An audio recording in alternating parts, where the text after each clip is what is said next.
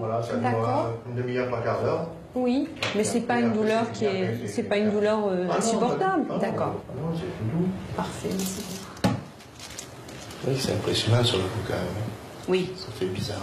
Vous avez été surpris d'apprendre la façon dont les infirmières travaillent avec votre plaie? Ah ben sur le coup, oui quand même.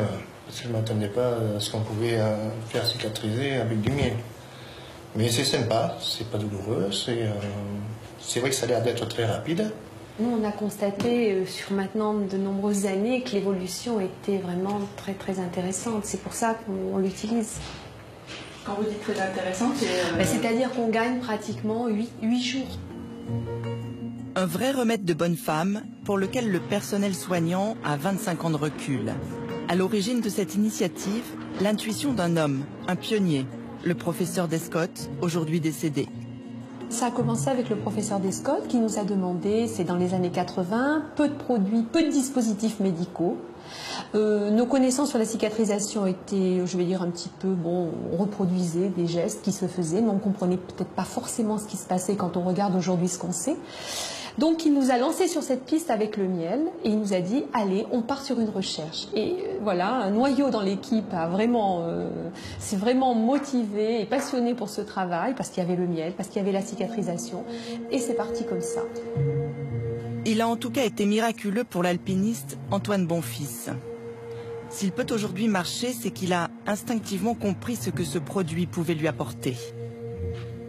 Rescapé d'une ascension de l'Everest en 2008, amputé de ses 5 orteils, il a utilisé du miel de thym pour cicatriser sa plaie sous les conseils de ce professeur Descottes. Ma mère avait lu un article dans une revue de santé sur le professeur Descottes et son travail au CHU de Limoges. On a pris contact avec lui et à ce moment-là, il m'a envoyé un protocole et il m'a dit « mais vous savez, le miel est capable de vous aider dans la cicatrisation et vous pourrez peut-être même cicatriser 3 fois plus vite en utilisant du miel ». Et ça a été le cas? Et ça a été le cas. 1 an de cicatrisation lui avait prédit les médecins qui l'ont amputé, avec tous les risques d'infection que cela comporte. Là, en l'espace d'1 mois et demi, on a pratiquement refermé la plaie. Cicatrisation spectaculaire, mais aussi suppression des antidouleurs comme la morphine. Du jour au lendemain, on a arrêté la morphine. L'infirmière n'avait jamais vu ça de sa vie. 40 ou 35 ans de métier, elle n'avait jamais vu ça de sa vie. Alors elle ne savait même pas quoi faire. Parce que le miel avait travaillé à sa place. C'était miraculeux.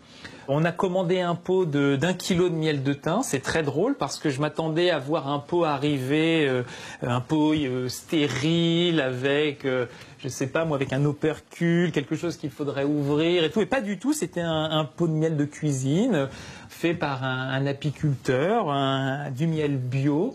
Et on en a utilisé, je pense, en 3 mois, 500 grammes. Et donc les 500 grammes qui nous a restés, on les a finis sur des tartines et dans le thé. Voilà.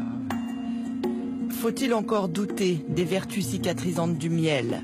Le miel et ses effets sur la prolifération des cellules, le miel et ses pouvoirs antibactériens, quand aura-t-il fini de livrer tous ses secrets?